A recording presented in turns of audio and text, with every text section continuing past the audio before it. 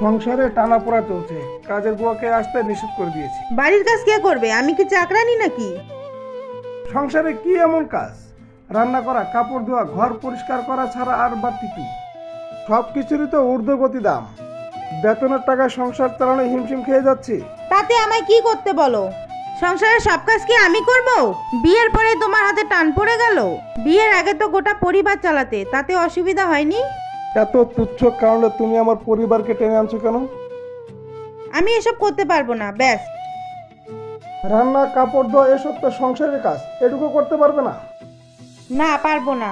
আমি সংসারে চাকরানি হয়ে আসিনি। এ কেমন মেয়ে বিয়ে করলাম যে সংসারের অবস্থা বুঝে না, অর্থনৈতিক সমস্যা বুঝে না। এই ধরনের ভিডিও পেতে হলে চ্যানেলটিকে এখনই সাবস্ক্রাইব করে রাখুন। কমেন্ট শেয়ার করতেও ভুলবেন না।